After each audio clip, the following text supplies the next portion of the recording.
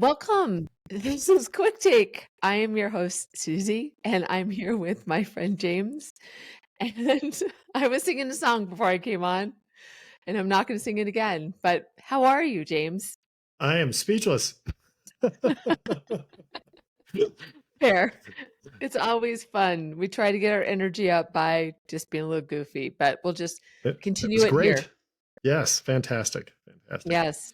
All right, so we're back to basics, and we Yep. have this series where we're really talking about important things for executives hmm that they become invisible almost because they just become just a part of the job. Right. Yep.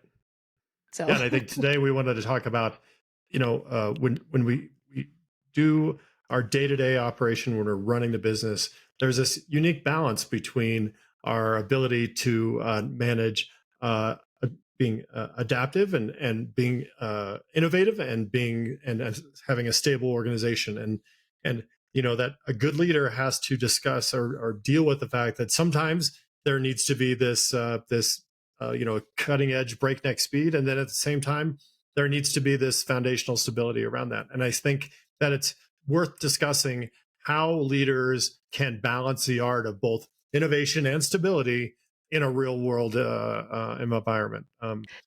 This is a topic I think that applies to most companies and most leaders. Certainly, there are those leaders that are all about breaking everything and break as much glass as possible. I don't know that that's really typical, but I do think there is some value in discussing how you do both. I concur completely. And from an executive coach perspective, some of the research around what followers need in leaders, one of the attributes is stability. Right. People need to understand that they are stable. So it's interesting to think about it from this lens too, is you need to help people through change and you need to help people through thinking outside the box. But how do you give them that sense of stability when they need it? So it'll be interesting if that has any kind of thread in what you're going to bring to the table today. Yeah, I think that when we look at the reality is that while we do, even if you are a company who is an R&D shop or you're running an R&D shop or something that really focuses on that kind of innovation, there is an element of stability that's important because we are ultimately managing people. And I think that Mhm. one of the most important things, my first recommendation is you need to be very adaptive. And allow your teams to change between and embrace the pivot. Because I think without that ability to and creating a framework which allows that for them to be adaptive, they're not going to be able to be as creative. And so you have to give them a way that they can be both consistent in what they're doing, but also creative in the way that they're thinking about things. And how do you do that? What are techniques that you ensure that you're doing that? No, I think the most simple way I think about it is you need to consistently remind folks of the vision, create that stable foundation for them to be creative. I think that people who are the most successful in thinking and doing things in different ways do have a foundation for which they can stand on, and they feel comfortable in taking risks because there is a safety net. And I think that type of messaging and that creation of Yeah. that ecosystem is so important. Yeah. And even framing the conversation in that way to hmm really give the permission to people that there is a net. Let's just go crazy hmm and really generate some amazing Right, right. thoughts.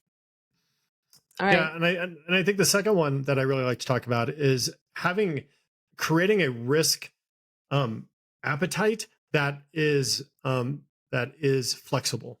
Because there are look, I think if you think of the banking industry or maybe the healthcare industry, there is like a risk appetite which is very consistent. We are concerned with human life, we are concerned with money, and there's going to be a consistency there. But even within those ecosystems, there are times in which risk can be tolerated and higher risk. And so you want to create a world in which there are times where you can take risk and people know it.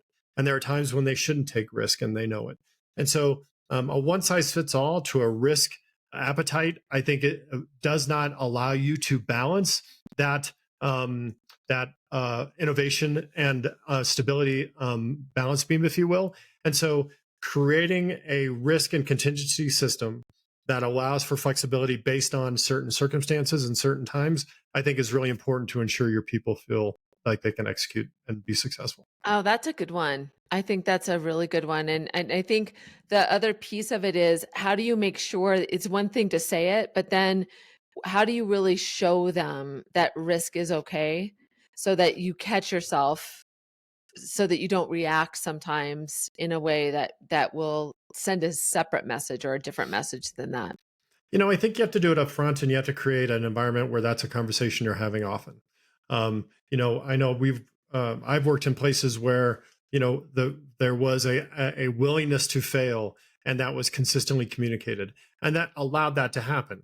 Now, if you as a leader are okay with your team failing, but you never tell them that, then I doubt that they're going to take risks. So Mhm. up front, it's really great to say, hey, on this program, let's try to push the envelope. I'm okay with some risk here. This is an internal effort. There's maybe this is an effort that we're trying to explore different outcomes. That conversation about risk should happen up front, and I think it's something that just really gives people the agency to execute and be really effective. Yeah, I think I completely agree. The agency, I love that term for that. So what's your third? The third one is you have to create an adaptive staffing model, and to have resources not only in staffing but in resources in general that can adapt and be responsive to either a time when you're trying to be innovative or a time to be stable. And so that imagine you are in a phase where you're trying to explore and do something unique, and you have your a lot of focus on that. Maybe your budget is focusing on that. Maybe you've got a lot of people working on that and they're over here. But if you suddenly find yourself in a in a position where you have to pivot and you have some stability issues, you are having some change in the industry, maybe there's a some sort of event that happens outside of the company, you need to be able to move and pivot in a really agile way. And so oftentimes we can, quick get everybody to swarm on a particular issue, but that's not what I'm talking about. I'm saying, how do we effectively move resources to pivot to where you want to be without completely abandoning your plans and your strategy? And so that is a little more challenging than it sounds, but certainly going in with the mindset that this plan may change midstream allows Yeah. you to be maintain a more successful footprint. Yeah, and then articulating that to the team too, so that they can really Right. get their head around it and feel okay. Yeah, and I think there's a lot of methods and systems around that make sense, especially in the software space. The agile software development practices are really driven and focused on that. But I think a lot of those practices, regular communications, consistent Mhm. reassessing of the priorities, looking forward as well as looking back, those are good rules and process, a good steps that I think enable any organization and Mhm. any group or any department or any project to be able to balance that innovation and that stability challenge.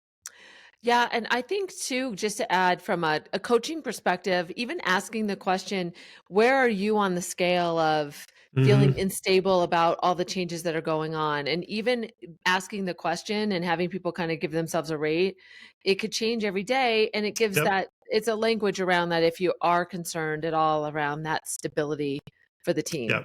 Yeah. I think it's key to do that. And as you, um, assess the risk appetite, that second one, I think it's important that you make sure you have the right people on the team. There are Yeah. people who want to break glass, and then there are people who are so proud they've never broke glass. And so Yeah. you have to be thoughtful there. Do you ever bring in people that are not from the team into a discussion to kind of change the balance of the dynamics of the people in the room? Yeah, I think that's always important. I think, certainly if you have a team that has been working together for a long time and kind of feels like they've seen the writing on the wall, it's nice to have a different point of view. It's uncomfortable oftentimes, Yeah. and sometimes it's seen, it's no different than, people bristle at bringing in a facilitator for an event or something. We don't need What? somebody here. Um, What? that story. We've heard it a million times. But I think it is great to get somebody to have that different point of view, to Yeah. to hear in a different way and speak in a different voice. And I think that those are always helpful. Yeah, I think we prove that every time we get together because we have very, very different perspectives. That's exactly right. Exactly right. All right, so what are the three? Go back through them. Yeah, I think the first and foremost is you have to have a adaptive point of view or a foundational system that allows you to um, uh, have a strong foundation, but also allow your people to be innovative. So, first, I think set a foundation that allows folks to be successful. Stability allows people to be innovative. Secondarily, communicate your risk appetite up front. Identify the times in which you feel comfortable taking more risk, and identify the times in which you don't. Be clear on that, and allows people to understand where you are. And then third, really, create a framework in which your resources can move and adjust accordingly. If you know that you're going to be as a project or as a firm that you need to balance both the innovation and the stability elements of the ecosystem, you need to be able to adjust your resources as the situation warrants. I think these are so great, and it also makes me I can't not say this, that this is a way to develop your team so that they become that leader that is very intentional about these things, which we often forget that we're also being the person that's illustrating the right path. So Absolutely. remember that. It's a good way of building your leaders into their future leaders, if Right. you You will. want a team, you want to surround your people with, surround yourself with people who can handle different situations. And this is a great way to do that. Awesome. Well, I think this is a good one. I think these back to basics, I'm learning a lot myself. So thank you, James. No, they're great reminders, some really good things to discuss. Yeah, if you think somebody should hear this episode, feel free to share it and just let them know you're thinking about them. We're so glad you were here. Please follow us on LinkedIn. Send us a DM on what's on your mind. We'd love to hear from our community. And it just it makes our day. So make our day. Thanks for being here, James. Thanks, Susie. I appreciate you. Oh, I appreciate you.